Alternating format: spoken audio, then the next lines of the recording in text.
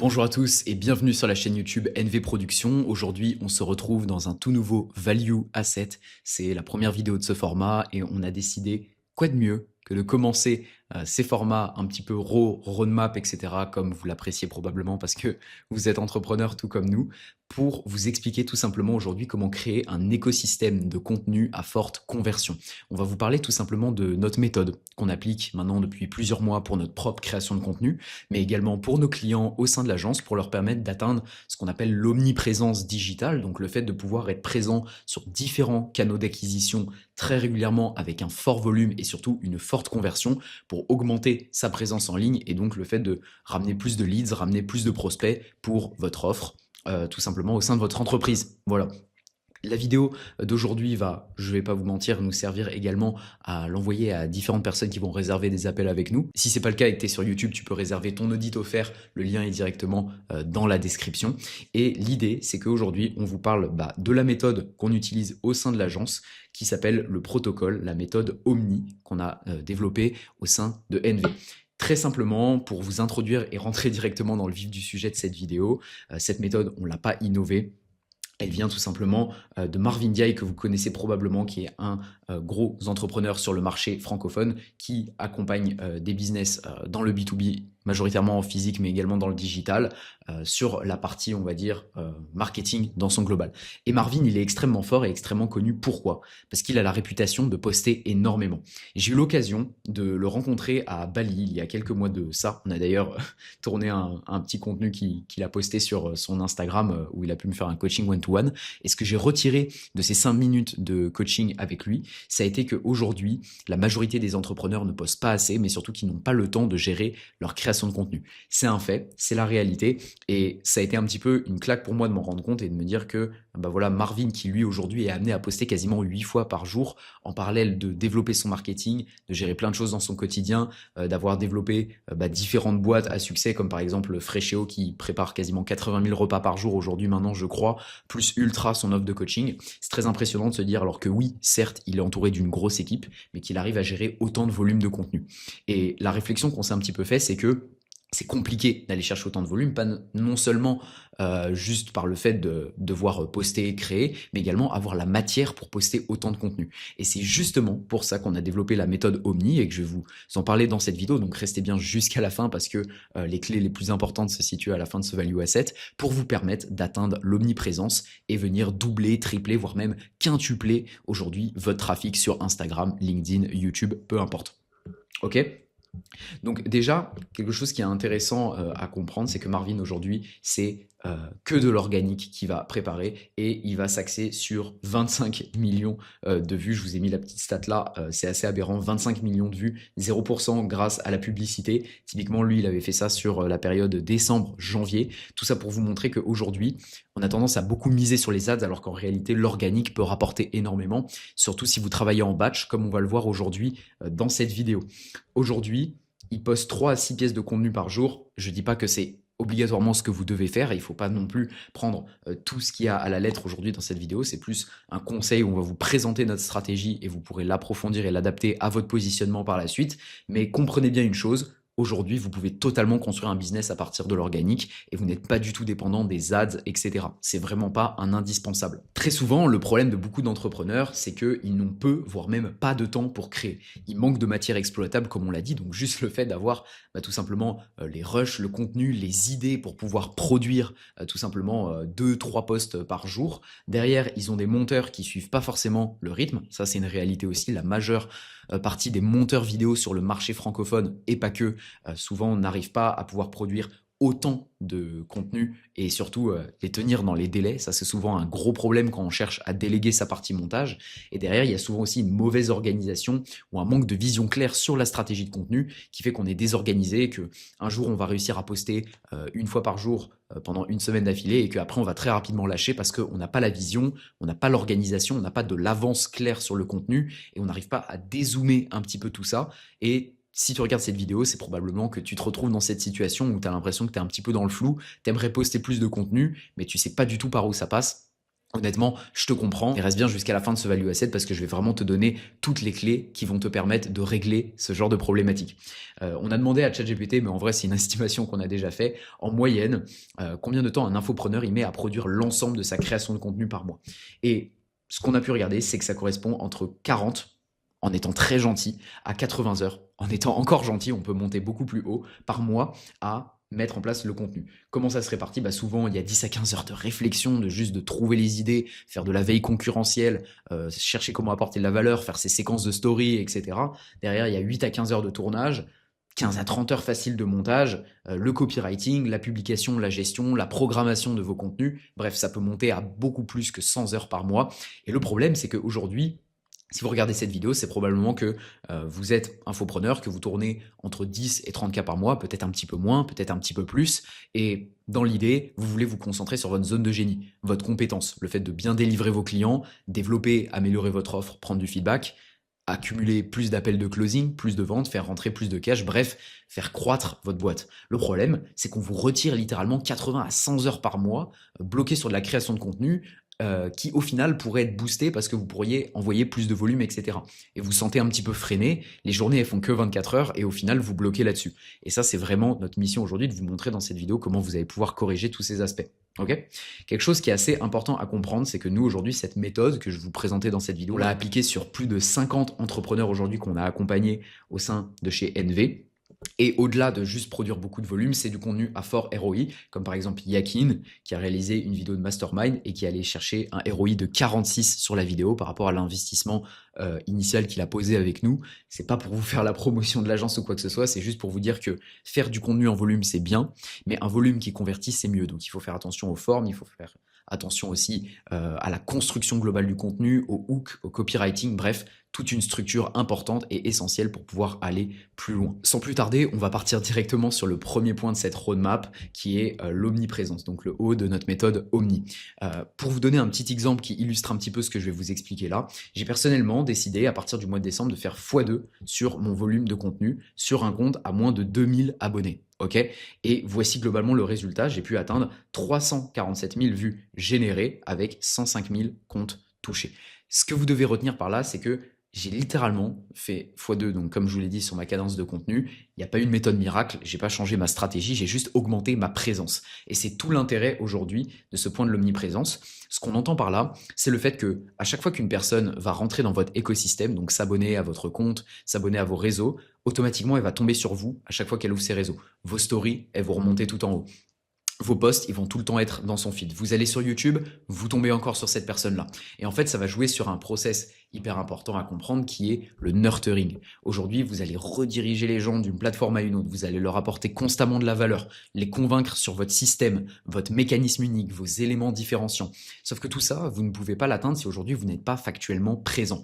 Et j'entends beaucoup d'entrepreneurs aujourd'hui qui nous disent « Oui, mais moi, j'aime pas montrer mon visage, j'ai pas envie de mettre trop d'énergie dans ma création de contenu, je veux me concentrer sur mon produit. » Sauf qu'il y a une notion aujourd'hui, et permettez-moi d'être un petit peu brutal dans la réflexion, mais c'est pour que vous compreniez bien. Aujourd'hui, ce n'est pas un plaisir de faire du contenu. Ça doit pas être quelque chose que vous faites pour le kiff. Ça doit être tout simplement un outil professionnel. On est en 2026, peut-être 2027 quand vous regarderez cette vidéo.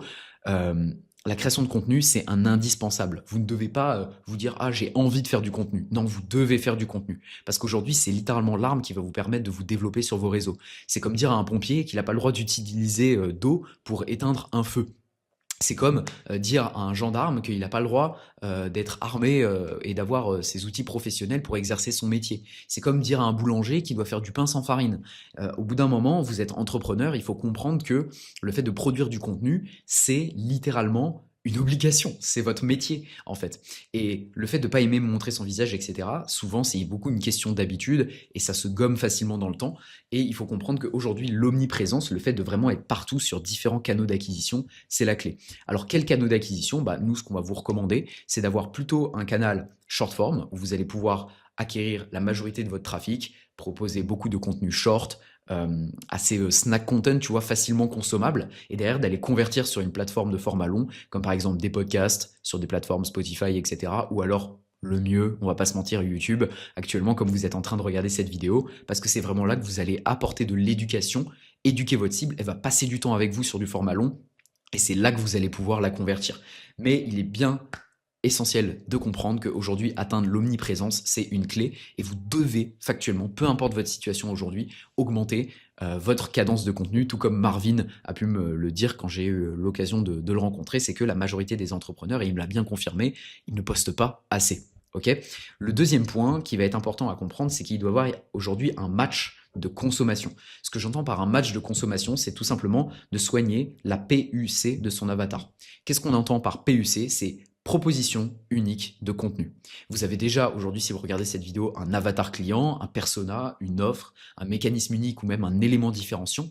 Mais il faut vraiment comprendre aujourd'hui ce que votre avatar client, il aime consommer, d'accord? Que ce soit en termes de branding, en fonction du canal d'acquisition où vous êtes, les visuels, le langage que vous allez adopter. Il faut que vous puissiez parler à votre cible. Je vois beaucoup d'entrepreneurs qui vont proposer un contenu qui ne matche pas réellement avec leur avatar client. Peut-être qu'aujourd'hui, leur avatar, il est sur YouTube. Moi, vous voyez, c'est une réflexion que je me suis fait personnellement pour mon accompagnement, c'est de beaucoup moins aller sur Instagram, donc attirer quand même du trafic, par exemple, avec des ads ou ce genre de choses-là, mais derrière de reconvertir tout le monde sur YouTube. Pourquoi? Bah, tout simplement parce que ma cible, elle est sur YouTube et mes clients qualifiés, je vais pas les retrouver sur Instagram, je vais les retrouver sur YouTube parce que c'est là-bas qu'ils sont nichés, c'est là-bas qu'ils consomment du contenu, c'est là-bas qu'ils se forment déjà gratuitement auprès d'autres vidéastes, c'est des créatifs, donc ils vont beaucoup plus être dans tout ce qui va être le format long, ce genre de choses. Et au final, je me suis acharné pendant 1 an à poster beaucoup sur Instagram. Alors, je le fais toujours pour justement être dans cette dynamique d'omniprésence.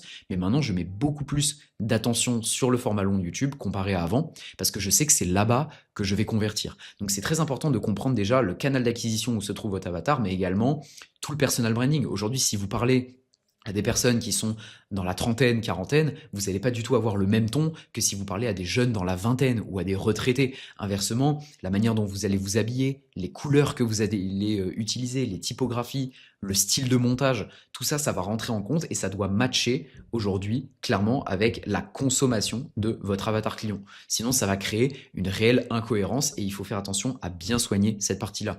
Donc par exemple, chez NV, comme vous le voyez avec le décor actuellement, la manière dont je vous parle, on s'adresse à une clientèle qui est quand même relativement jeune, mais dans l'idée, pas non plus 18 ans, etc. Et surtout, c'est des infopreneurs. Ils vont aimer tout ce qui est minimaliste, ce qui est épuré. C'est pas pour rien que je suis habillé tout en noir en train de vous parler, que le décor est très simple, que je suis avec mon petit miro et mon petit micro. C'est parce que je m'adresse typiquement à ma cible et à la consommation de contenu que vous avez l'habitude d'avoir en regardant des chaînes YouTube, comme par exemple Mathis Clouet ou peu importe. Donc, soignez vraiment ce match de consommation dans votre contenu, c'est extrêmement important. D'accord ? Ensuite, le troisième point, c'est le niveau d'exigence visuelle. Ça, c'est pas à négliger non plus. Ok, on fait du volume, ok, c'est bien, mais un contenu à fort volume, mais avec un visuel réellement soigné, ça va permettre différentes choses. Et c'est pour ça qu'on va se concentrer sur ce niveau d'exigence visuelle. Le fait de soigner, donc là, je vous ai mis quelques petits exemples de ce qu'on a pu faire au sein de l'agence. Donc ça, typiquement, c'était une vidéo de Mastermind. Ça, c'est un podcast qu'on a pu réaliser. Et ça, c'est un extrait d'un vlog building public qu'on a pu tourner à Dubaï avec nos clients en local. Le fait de soigner les visuels, ça apporte plusieurs choses. Déjà, le fait qu'il y ait plus de crédibilité. Forcément, on se dit, ok, il investit dans son branding, ça fait plus sérieux, ça fait plus soigné, ça donne envie de regarder concrètement, ça donne envie d'écouter. Le fait d'avoir des beaux visuels, d'avoir un son qui est bien calibré, d'avoir un color grading qui correspond justement à votre DA, à votre direction artistique, au code un petit peu que vous allez retransmettre, tu vois. Derrière, ça va augmenter également le watch time parce que forcément, on a envie de regarder les contenus plus longtemps. Le fait de, par exemple, faire un batch content, tourner au téléphone avec un mauvais son, etc. Et le fait de le faire en studio, alors oui, il n'y a pas de cut, il y a juste une petite musique et des sous-titres. Mais le fait que le visuel soit vraiment soigné, ça fait que sur le contenu raw, on va avoir tout simplement une meilleure rétention.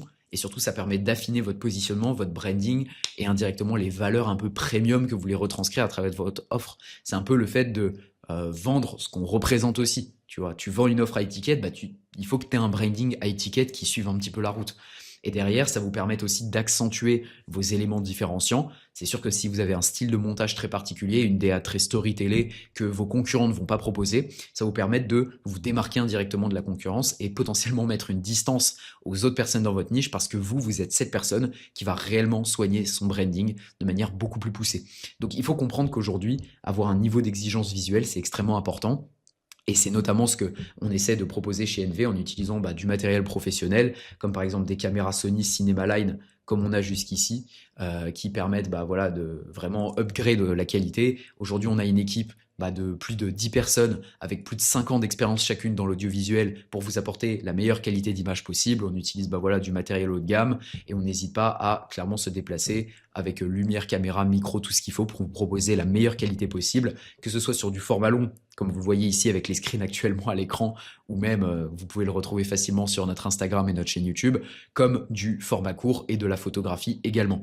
Le tout, c'est de comprendre qu'il faut vraiment mixer cette qualité visuelle avec un fort volume, et c'est là où vous allez réellement avoir un impact sur votre marché, je vous le garantis. Un autre point de la méthode Omni, c'est les indicateurs clés de performance qu'on appelle plus communément KPIs. Je n'ai pas besoin de vous expliquer ce que c'est. Vous êtes infopreneur, entrepreneur, vous traquez déjà en toute logique vos chiffres. Aujourd'hui, avoir vraiment de l'adaptation dans le contenu en fonction du feedback que vous allez récolter au niveau des chiffres, c'est ce qui va être absolument essentiel. Il y a une phrase que j'aime beaucoup, c'est « ce qui n'est pas traqué ne peut pas être analysé ». C'est tout bête, mais c'est réel. Et c'est pour ça que nous, typiquement, avec nos clients chez NV, on va mettre en place vraiment des trackers de KPIs pour avoir le CPV, par exemple, donc le coût par vue des vidéos YouTube, pour savoir, aujourd'hui, ok, j'ai peut-être une vidéo qui va faire moins de vues, mais elle va me rapporter 2 fois, 3 fois plus de cash qu'un vlog qui convertit pas forcément. Donc, c'est important de savoir déjà d'où vient le cash, pouvoir le tracer. Mais au-delà de ça, voir le nombre de calls bookés. Est-ce que c'était des calls qualifiés? Aujourd'hui, est-ce que c'est des vues de qualité? Est-ce qu'il y a de la conversion? Est-ce qu'il y a des likes? Est-ce qu'il y a des repartages? Est-ce que ça m'apporte en termes de branding? Et derrière, plus en général, voir le nombre de followers que vous allez gagner par exemple sur le mois, le nombre de DM envoyés à la suite de ça. Ça vous permet de savoir exactement sur quel accent vous devez appuyer dans votre contenu. Où est-ce que vous devez mettre de l'énergie et ne pas juste brasser de l'air? Parce que c'est bien de faire du volume, c'est bien de faire de la qualité, mais si derrière il n'y a aucune adaptation, votre système, j'ai pas besoin de vous l'expliquer, il va clairement, excusez-moi du terme, se casser la gueule dans les mois qui vont suivre parce qu'il n'y a aucun feedback qui est fait concrètement à l'heure actuelle. Donc c'est pour ça que nous, on fournit typiquement ce genre de tracker à nos clients chez NV et je vous recommande de vraiment faire de même parce que c'est absolument essentiel aujourd'hui d'analyser ces KPIs. Peu importe le business, peu importe la stratégie de contenu, que vous soyez sur LinkedIn, Instagram, YouTube, que vous fassiez du nurturing, du volume, plutôt du copywriting, même des newsletters, peu importe, il faut traquer la data. C'est extrêmement important et c'est pour ça que nous, on l'implémente en interne aujourd'hui avec nos clients, avec le fait de faire de la production, de déléguer le contenu, de faire la programmation du contenu pour eux. On va vraiment récolter de la data, faire des bilans réguliers en appel toutes les semaines pour regarder où est-ce qu'on doit mettre l'accent et c'est vraiment aujourd'hui l'approche qu'on a avec nos clients. Okay, donc si on fait un petit résumé global de la méthode Omni et des différents points que on devait voir avec vous, l'idée c'est d'avoir tout d'abord forcément une omniprésence, comme on l'a dit, poster beaucoup de contenu, ne pas hésiter à aller sur du 2 fois, 3 fois par jour, ok, au niveau du contenu sur par exemple Instagram, 1 fois par semaine sur YouTube, ok, ça aussi ça va être intéressant, ne pas hésiter même à monter 2 fois par semaine, 2 à 3 séquences de story sur Instagram, 3 à 4 posts LinkedIn par semaine aussi. Il faut vraiment partir dans une dynamique de volume comme on l'a vu aujourd'hui avec notre cher Marvin Diaye qui a d'excellents résultats grâce à ça et qui a su générer 25 millions de vues.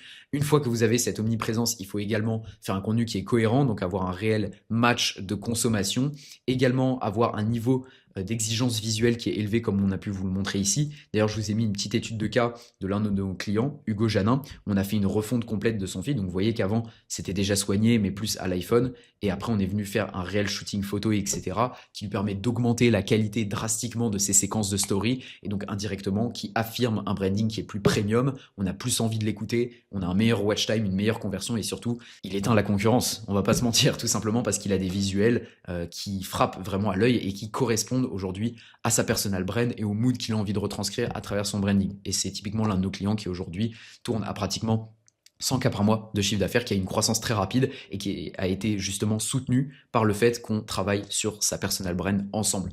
Au-delà de ça, ce qu'il faut bien comprendre, c'est que derrière, il faut traquer également les KPIs, donc avoir de la data, avoir du retour concret pour pouvoir vraiment adapter votre stratégie, mettre l'accent sur ce qui rapporte réellement, analyser d'où vient le cash, que ce soit sur YouTube, Instagram, quel type de réel organique, quel type de dump, quel type de séquence de story, pour faire plus de ce qui fonctionne, parce que ce qui ne peut pas être traqué ne peut pas être analysé. Je vous remercie pour votre attention, j'espère que cette vidéo aura sincèrement pu débloquer des choses et vous aider à mieux comprendre comment aujourd'hui on travaille avec nos clients, mais surtout appliquer l'omniprésence et cette méthode au sein de votre entreprise. Pour les personnes qui souhaitent aller plus loin, si ce n'est pas déjà fait, vous pouvez pouvez directement réserver un audit offert one-one avec nous. Donc ce sera un appel qui sera soit avec moi en présence directement, soit avec mon associé Maël.